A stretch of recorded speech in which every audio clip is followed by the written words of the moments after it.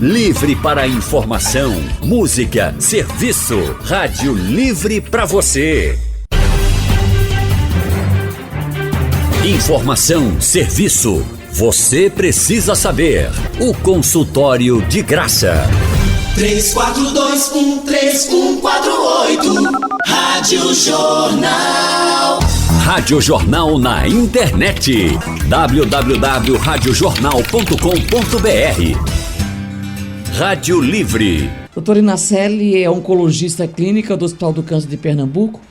Trabalha também no Hospital Santa Joana e na Multiemo. O telefone de contato é o 3205-0505.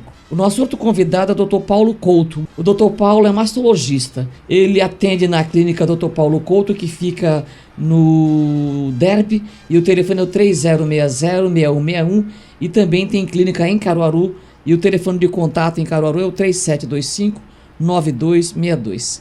Nós estamos vivendo a Semana da Mulher.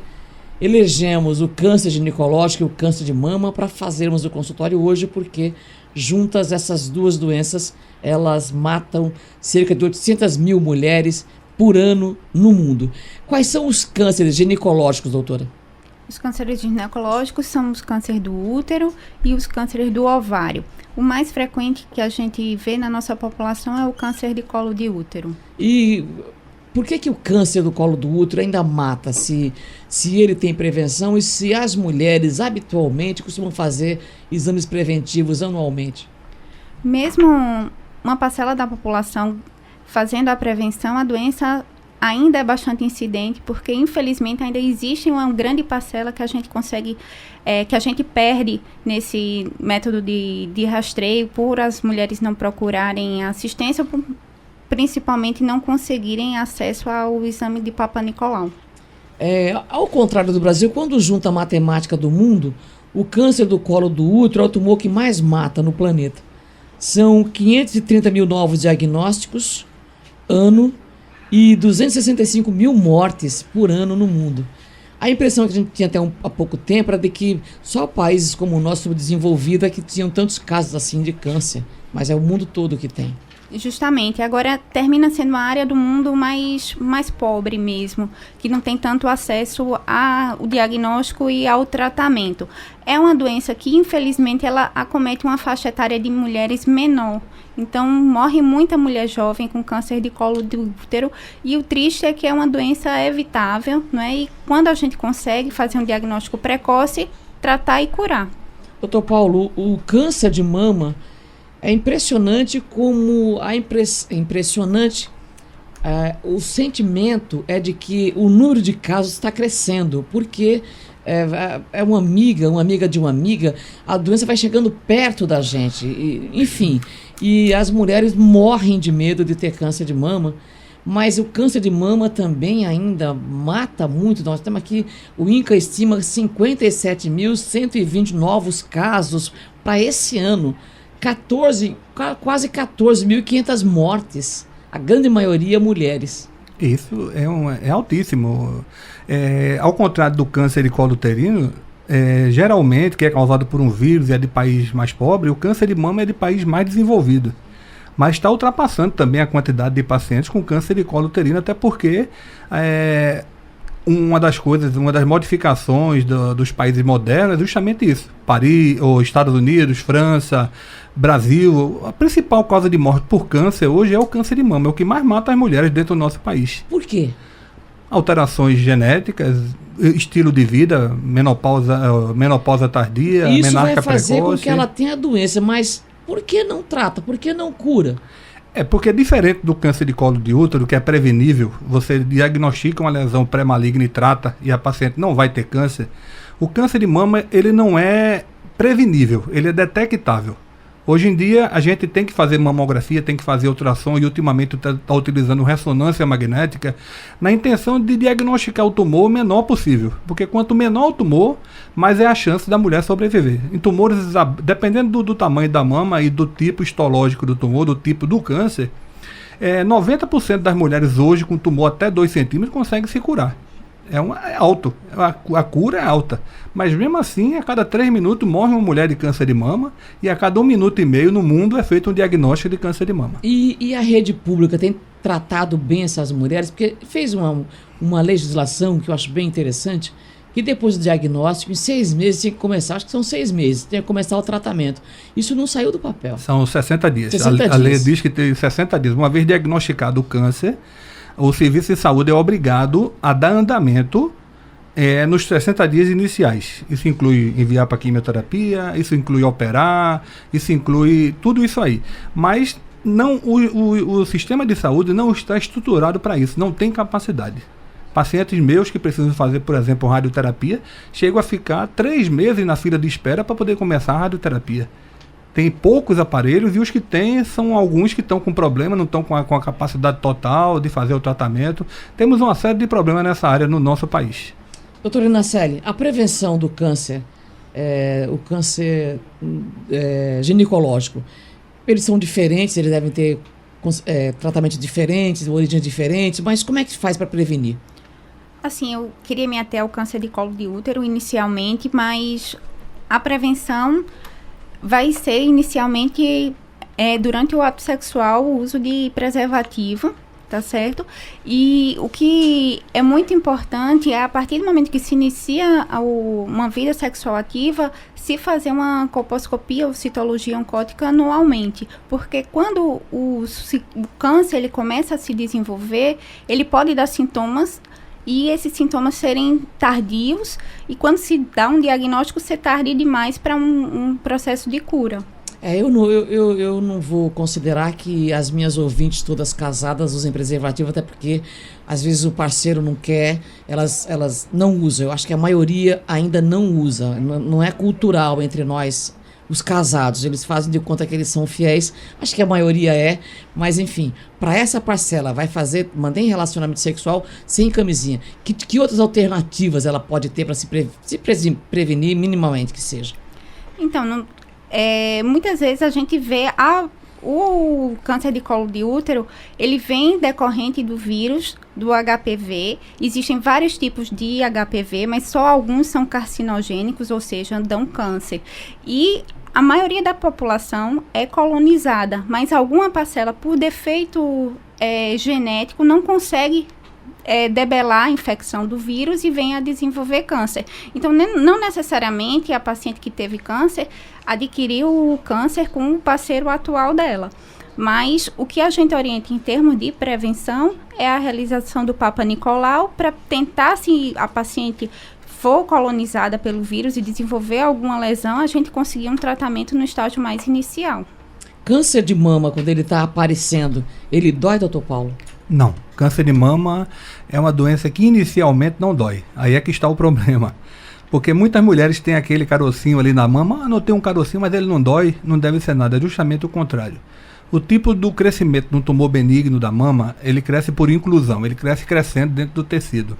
O crescimento do câncer de mama, ele cresce por digitação, como se fossem os dedos da mão. Eles crescem infiltrando os tecidos ao redor. Então, nódulo de mama que não dói, ele é muito mais sério, é muito mais arriscado do que o nódulo de mama que dói. O autoexame, o senhor preconiza? Totalmente. Isso é preconizado pela Sociedade Brasileira de Mastologia, pelo menos uma vez por mês, de 7 a 10 dias depois do primeiro dia da menstruação. A mulher deve fazer seu autoexame. Com certeza, isso diagnostica cerca de 60% dos nódulos.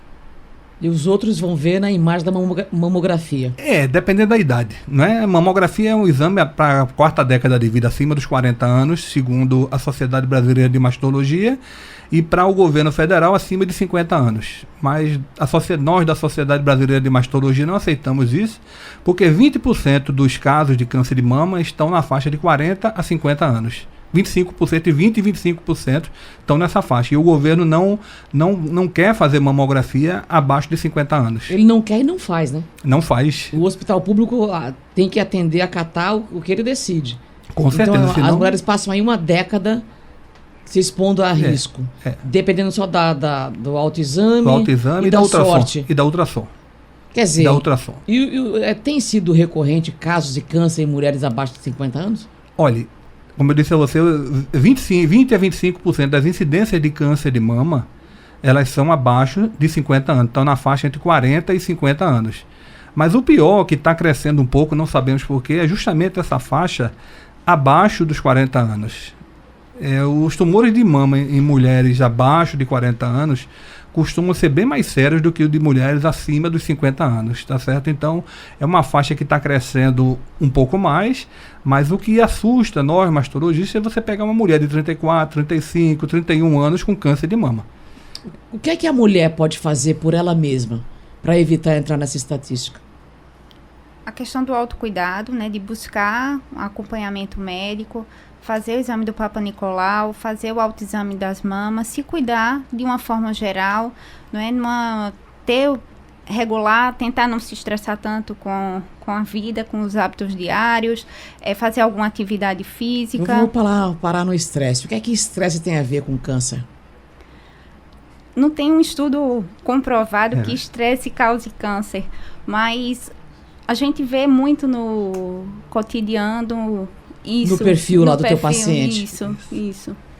E é o quê? É preocupação com a vida?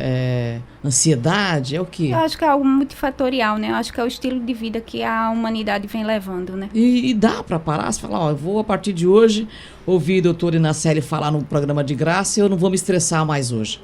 Eu acho que isso é um exercício diário para todos nós, né? Aí você vinha falando depois exercício físico, fazer uma atividade física. Isso, uma atividade. E o que mais? Eu acho que é parte disso que eu falei, né?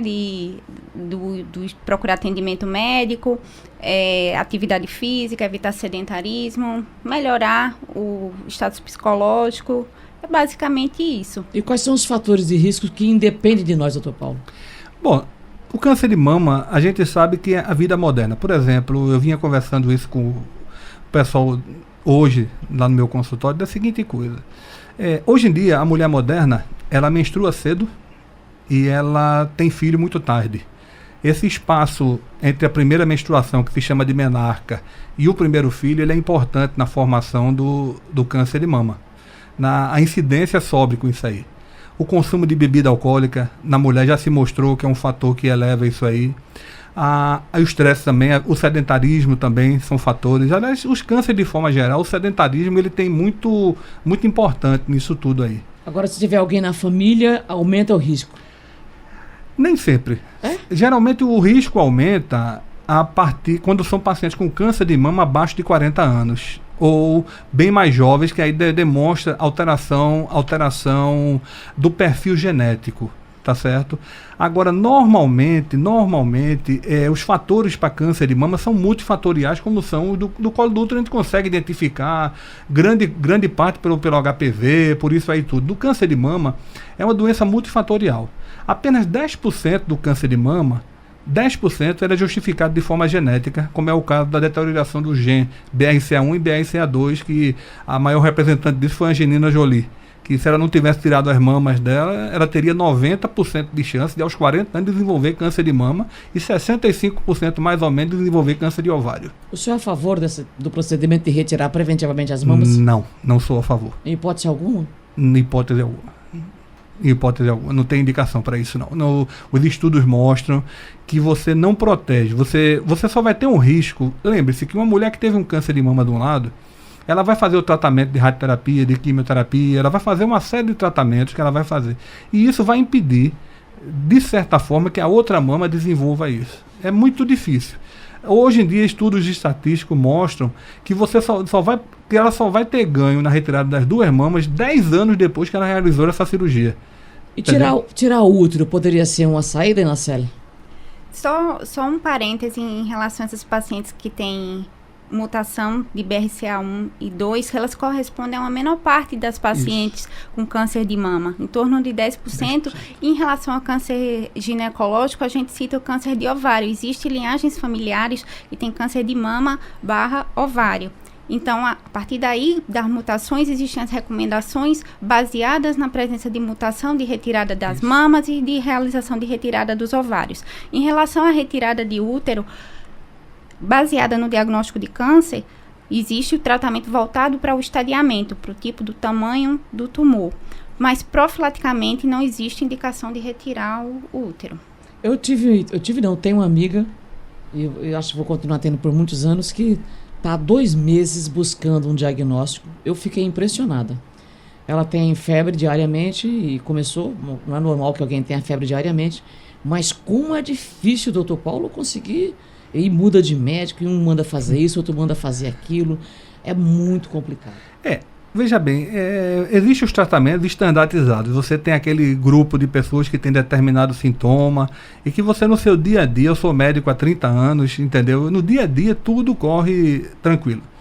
Mas alguns têm doenças raras que você não consegue diagnosticar. A febre diária pode ser desde uma tuberculose até uma leucemia, que a colega trata muito disso, entendeu? Então tem muita coisa. Eu estava informando, esse dia falei com uma paciente minha que aos 34 anos chegou no meu consultório com mamografia e ultrassom normais. Quando eu examinei ela, que disse que ela precisava fazer uma biópsia do tecido mamário dela, ela não acreditou que ela tinha um câncer de mama. Com mamografia e ultrassom normal. Todos os 2 exames normais, não tinha nada. Apenas na palpação se notava que tinha uma área endurecida da mama. Eu biopsiei no meu consultório mesmo e deu positivo para câncer. Ela no dia 8 agora falou comigo, lembrando dessa época que ela foi operada, que ela fez o tratamento para isso aí. No caso dela, ela sobreviveu detectou logo também. cedo. Logo cedo, era tão grande o tumor, tinha 7 centímetros, que ela teve que fazer quimioterapia antes de ser operada, para reduzir o tamanho do tumor, que é também com o pessoal aí da Multiemo, o pessoal da quimioterapia, que às vezes a gente tem que fazer o que se chama de neoadjuvância. O tumor é tão grande que a gente não pode operar ele inicialmente. A gente tem que fazer um tratamento para que diminua esse tumor, para que ele se torne operável e a gente possa assim operar. E os remédios melhoraram, doutor Nacelli? O tratamento do câncer de colo de útero, o tratamento padrão, ele é da década de 90. Mas, ultimamente, tem surgido algumas drogas, porque infelizmente é uma doença de países pobres que não tem muitos recursos para fazerem novas pesquisas. Então, termina que o tratamento não tem muita novidade, mas nos últimos 3 anos, eu diria, estão surgindo algumas coisas novas. Eu estava pensando ultimamente que eu acho que a gente é que tem que fazer a ciência no tratamento dessa doença, né? Os países subdesenvolvidos. De que maneira? Então, fazer investimentos. Isso, porque essa casuística não vai vir dos Estados Unidos e da Europa, vai vir da gente. E qual é o avanço que estamos precisando dar? Em que aspecto? Em termos de pesquisa, de investimento de ciência, melhoras de técnicas cirúrgicas, maior acesso à radioterapia e à quimioterapia também. Tem um ouvinte entrando aqui no meu Instagram pedindo para você falar sobre endometriose. Tem câncer de endométrio também, né? Existe, é um dos menos comuns, o mais comum é o câncer do colo do útero, depois vem o câncer de ovário e ainda tem o câncer de endométrio, que citando o mais comum é o adenocarcinoma.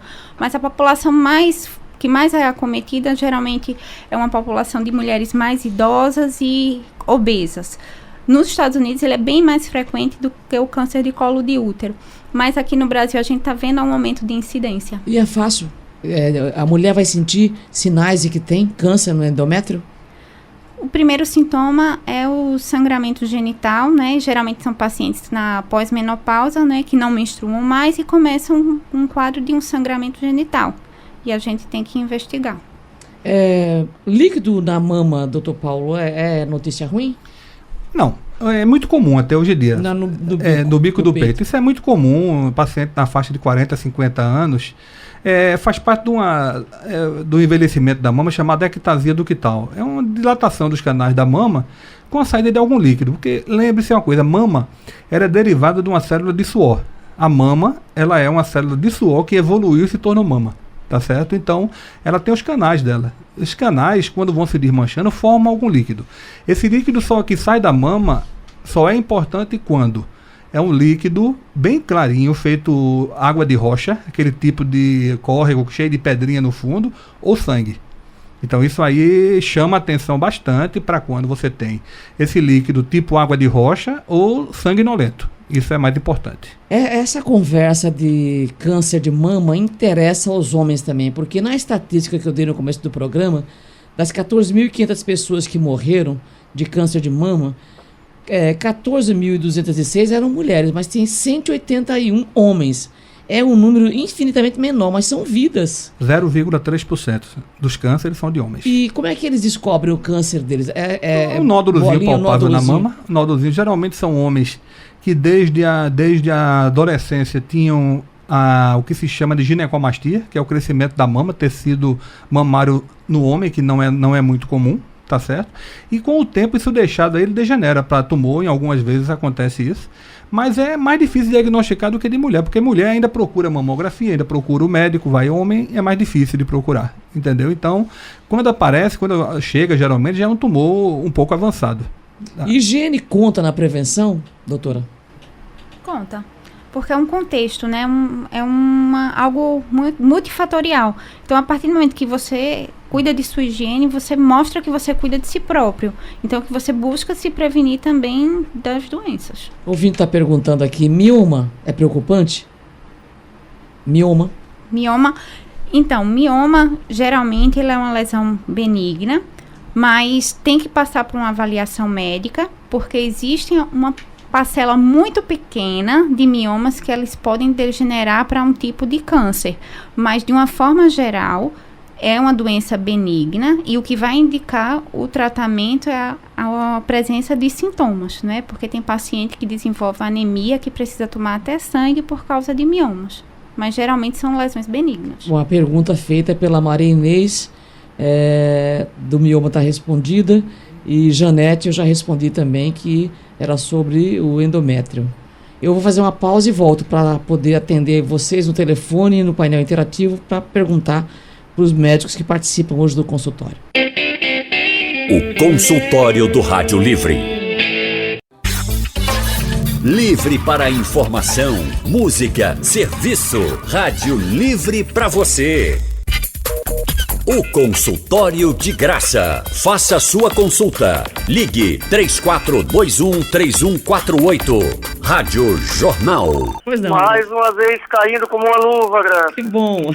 Bom, duas questões. Primeiro, a minha irmã, 2 anos atrás, aos 49 anos, foi detectado um câncer de mama. Foi feita uma mastectomia. Uma pessoa que, numa escala de 1 a 10, eu daria 10 como não provável de ter câncer. Nunca fumou, não bebia, alimentação saudável, vida saudável, agora só muito estresse. O estresse só é o suficiente para causar um câncer? Segunda pergunta. A minha esposa hoje tem 52 anos de idade. A reposição hormonal é aconselhável? Obrigado. Doutor Paulo. Obrigado pela pergunta. Bom, a questão da sua irmã que teve câncer de mama, eu estava conversando com Graça aqui no intervalo que é uma doença multifatorial. Ela pode não ter o fator de fumar, pode não ter o fator de beber, mas tem o estresse que também colabora com isso aí, mas ele por si só não é capaz, não é de causar isso aí. Mas tem também o sedentarismo, tem também alteração genética que pode não ter aparecido em mais nenhum integrante da família, mas se for procurar um tio-avó, mais na frente um avô, uma tia-avó, um parente distante pode ter tido algum tumor relacionado, não somente de mama. É bom relacionar que a linhagem do câncer de mama é a mesma linhagem do câncer de intestino grosso, é a mesma linhagem do câncer de rim, é a mesma linhagem de alguns tipos de câncer que são células parecidas.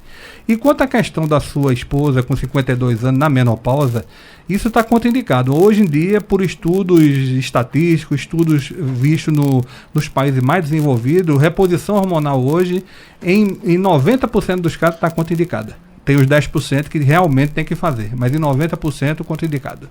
Edinete. 2 perguntas. A minha é o seguinte: eu tenho um cisto na mama há mais de 18 anos ou 20 que eu tenho esse cisto. E o médico sempre disse a mim, o mastologista, já fui para ele disse a mim, agora não, que eu não consigo mais vaga para canto nenhum, mas já consegui. E ele disse que não era de operar, caso de cirurgia, não era. Agora há pouco eu fiz naqueles carros do ônibus, né? Aqueles ônibus que fez aqui, passou aqui na Vila da Mandaré, na estância, eu fiz. Só que esse agora ele não botou. Tem um anelzinho que ele não sabe, eu estou dizendo anel porque eu não sei o nome. Quando vai botar aquela peça que vê que a gente tem um tuborzinho, ele bota aquela peça feito um anel, que dói muito. E ele não usou. O meu, né? E até agora eu não sei como é que tá. Ainda vou mostrar a minha ginecologista ainda. Outra coisa, eu tenho uma irmã especial que ela está com 53 anos. Onde é que eu faço o exame dela? Se tem algum lugar especial, porque ela não aguenta dor. O exame de mama dói. Eu quero que o médico faça essa pergunta e explique isso aí, por favor. Doutor. Bom, a questão do cisto mamário é uma coisa natural. Eu costumo dizer a minhas pacientes que quem não tem um cisto mamário um dia vai ter. Ele faz parte apenas do envelhecimento da mama. O cisto mamário, a partir dos 35, 36 anos, a mulher começa a substituir sua mama por gordura. Quando chega aos 45, 50 anos, apenas 10% do que você palpa na mama é tecido mamário. O restante é gordura. E essa transformação da mama em gordura formam uns buracos dentro que enchem d'água, que são chamados cistos. Cisto nada mais é do que um buraquinho na mama que enche de água, tá certo? Isso pode crescer, se ele ultrapassar 2 centímetros, se faz uma aspiração dele, feito pelo médico da ultrassom, porque em alguns casos o cisto pode ser um tumor maligno, mas isso quando ele adquire algumas características que são vistas na ultrassom e na mamografia, tá certo? Então não são todos, cerca de 3% dos cistos algum dia pode ser um tumor maligno que está escondido ali por trás. E quanto à questão da sua irmã, que é especial, olha, ela precisa fazer mamografia desde os 40 anos, mulher deve fazer mamografia a partir dos 40 anos, ela tem que fazer, e qualquer Hospital Barão de Lucena, Hospital do Câncer, eles fazem a mamografia e o pessoal que está lá sabe conduzir pacientes especiais também. Jaziel Rodrigues. Pois não, Jaziel. Ô, Graça, eu queria saber por que é que o mioma ele só é operado depois que a mulher já tem sofrido bastante de tanto sangrar. E assim, Graça, após essa cirurgia, a situação da mulher no tocante à vida amorosa dela, como é que fica? Porque eu já ouvi mulheres falar que a mulher fica acabada, não tem mais vontade de ter relação, e se é possível, após isso aí, ela fazer uma reposição de hormônio para ver se dá mais apetite sexual nela, no caso. Doutora Inacelli. Veja só, a questão do mioma, o que vai indicar o tratamento são os sintomas e a localização do mioma. Não necessariamente elas são operadas quando estão no último estágio, diria. Mas assim, a gente sabe a realidade do nosso sistema de saúde, que muitas vezes a dificuldade, as mulheres terminam sofrendo muito e terminam tendo muita dificuldade de encontrar um lugar para fazer a sua cirurgia. Em relação à questão sexual, a retirada do útero ela não é um impeditivo para continuar a vida sexual. Mas geralmente essas pacientes, elas tendem já a estar entrando numa fase de menopausa, e já ocorre uma perda da libido, uma secura vaginal própria da idade, não necessariamente por causa da retirada do útero. E a gente já está falando aqui que existe uma contraindicação à reposição hormonal de uma forma geral, e assim, a tendência de se usar é numa parcela muito pequena da população, em torno de 10%, e se for necessário usar, que seja por o menor tempo possível, mas na minha prática cotidiana, eu tendo a não indicar. Agora, Inacelli, tem que acabar com esse mito, essa coisa absurda de que mulher que tira o útero fica oca, de que interfere no prazer sexual. Isso não existe. Não. Então diga isso aí. Porque até hoje ainda tem gente inteligente que repete isso. Justamente. E assim, tá tudo na cabeça da gente, né? Tem que começar a melhorar isso, e é como você disse, não existe, e as mulheres, mesmo elas estando com idade mais avançada, mas elas têm que respeitar o corpo dela, e se elas tiverem vontade, seguir com esse desejo. Ontem a gente estava conversando de um paciente de 80 anos que tem um desejo de manter sua vida sexual, e eu acho que a gente tem que preservar isso e respeitar como médico. Ele tem 80 anos? 80. Que delícia! Muito bom para a companheira dele, né? Olha, a Ana pergunta, uma mulher jovem que tem nódulos diagnosticados como fibroadenomas, precisa retirar os nódulos? Pode virar câncer? Se posteriormente aparecerem outros nódulos, é motivo para preocupação? Não, de forma alguma. Fibroadenoma é um nódulo benigno. Agora, veja bem, nós temos que saber se realmente é um fibroadenoma. Nisso aí você tem que fazer uma punção mamária, dependendo do tamanho, ou uma biópsia, uma core biópsia desse nódulo aí, para saber se você está realmente trabalhando com fibroadenoma ou com tumor de mama. Precisa diagnosticar que tipo de nódulo é. E o aparecimento de outros são comuns. Nessa substituição do envelhecimento da mama, algumas mulheres formam nódulo benigno por toda a sua vida. Maria Ângela pergunta para a Inacelli, tem uma amiga que está há 1 ano sem menstruar e ela não quer ir ao médico ginecologista. Ela tem 40 anos, mas tem uma mente antiga, disse que não gosta de médico. Será que ela está com mioma e pode vir a ter câncer no colo do útero? Faça medo para ela, que vou mostrar a ela depois. Qual é o nome dela? É a Maria Ângela que está perguntando. Maria Ângela, essa sua amiga precisa que vá ao médico para a gente ter uma conversa, saber, porque ela está naquela faixa que tem que se cuidar, né? Todas as idades precisam se cuidar, mas ela está começando naquela faixa que tem que se cuidar mais. Então, assim, o fato dela não menstruar há 1 ano não significa que ela tenha miomas, porque geralmente o sintoma dos miomas são sangramento, mas ela tem que investigar, porque ela não está menstruando, ela pode estar entrando no status que chama de climatério, que é o período perimenopausa, e se for isso, ela está entrando numa menopausa precoce, porque ela é super jovem, aos 40 anos. Então, a gente tem que investigar por que isso está acontecendo. Maria. Veja só, eu tenho 54 anos e fiz a mamografia agora no dia 18 e recebi o resultado. Aí a resultado foi o seguinte, é linfono do nome assim, linfono na região das axilas. Aí eu queria saber se isso é perigoso. E outra coisa, não menstruo mais, né? E nenhum médico passa o médico porque, assim, passa o remédio. Porque eu sinto muito, é ressecado. Quando eu tenho relação com meu esposo, eu sinto dores. E não sinto mais aquele prazer que eu tinha antes. Eu queria saber se isso é normal e se tem alguma pomada indicada para isso. Deixa eu começar pela segunda pergunta e na série responde a segunda. E o Dr. Paulo responde depois da mama.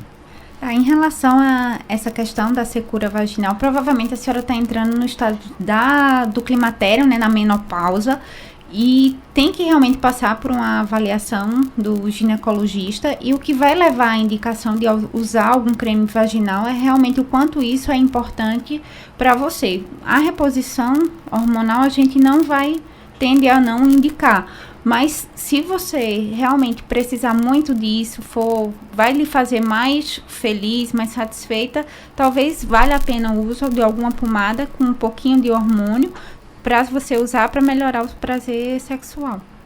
A mamografia, doutor Paulo. A questão dos linfonodos são linfonodos que você viu aí, Maria, na sua mamografia, são entidades normais. Os linfonodos, eles fazem parte do sistema linfático, ou seja, o sistema de defesa do nosso corpo. A única diferença é que quando você tem um câncer de mama, fora do câncer, a primeira estrutura atingida são os linfonodos, porque são de defesa. Ele é um filtro. O linfonodo é um filtro que filtra ou bactérias ou tumores que tenham na mama ou em qualquer parte do corpo. É o que se chama de íngua. Não é nada demais, não.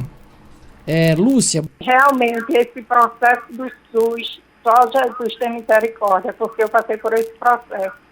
Eu tinha um enorme mioma e eu fiquei o tempo todo no posto. Minhas requisições tudo presa no posto. Eu esperei 3 anos. Aí fui para um médico particular, que eu não vou divulgar, e dali ele tem um canal e me enviou para o infantil, e faz 2 anos que eu tirei o útero. Mas eu digo uma coisa a você, é um processo. Graças, eu estava numa situação que era uma hemorragia, que quando o médico disse, você vai operar, eu disse, demorou. Só quando eu pensava assim, de menstruar, eu já entrava em pânico. E assim, é muito difícil essa situação do SUS. Que o governo veja, né, que essas mulheres que precisam, muitas até morrem e não chegam até a cirurgia, devido à dificuldade que tem. Não é fácil. Médico nenhum do SUS é fácil. Eu agradeço. Eu agradeço a você pelo seu depoimento. Doutora Inacelli. Olha porque a estatística cresce, tá vendo?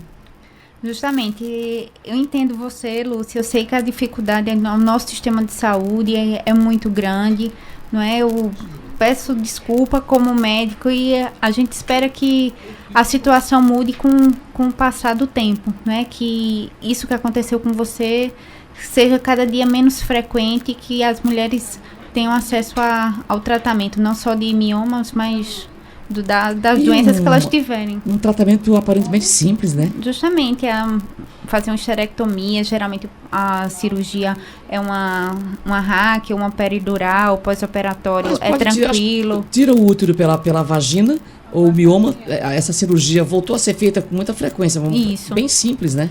Isso. Agora, para tirar mioma, tem que tirar o útero sempre, ou não? Não necessariamente. Tem que ver a idade da paciente, se ainda há um desejo de preservar a fertilidade, ou seja, da mulher querer ter filho, ou também tirar o útero completamente. Mas existem algumas técnicas realmente de só retirada do mioma para preservação do útero.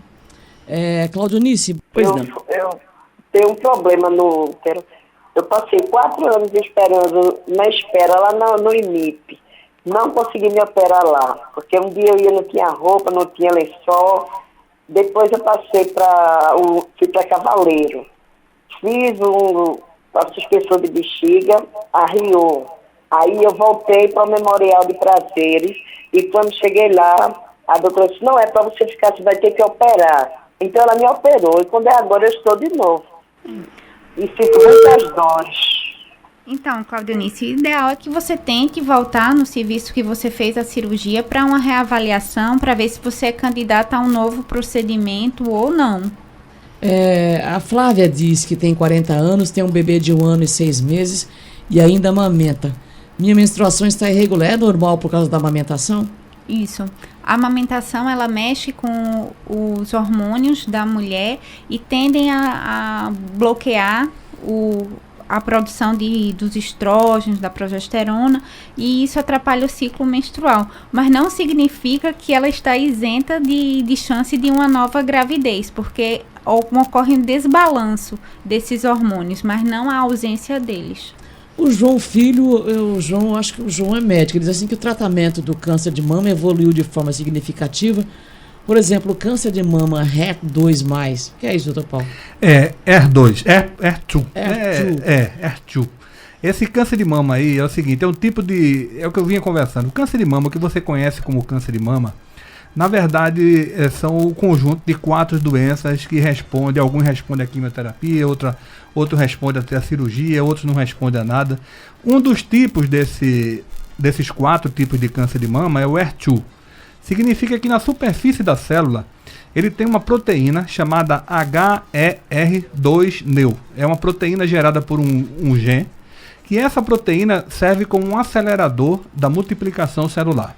Então, essa proteína, enquanto uma mama recebe uma dose de hormônio de, vamos supor assim, de 10 miligramas, se multiplica 10 vezes, com essa proteína isso multiplica por 1000. A célula se multiplica muito mais rápido, o risco de metástase é muito maior e tem tratamento específico para isso aí, que deve ser incluído quando for fazer a quimioterapia. Doutor Paulo Couto, muito obrigada pelo consultório, doutor Paulo. De nada, muito obrigado pelo convite. A virar outras vezes, viu? Esse assunto é recorrente aqui na nossa Estamos aí disponíveis, é sempre bom. A nossa profissão exige o esclarecimento da população. Muito bom. Doutora Inaceli Caires, muito obrigada, doutora.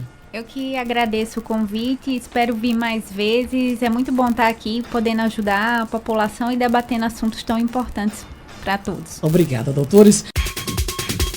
Sugestão ou comentário sobre o programa que você acaba de ouvir, envie para o e-mail ouvinte@radiojornal.com.br ou para o endereço Rua do Lima 250, Santo Amaro, Recife, Pernambuco.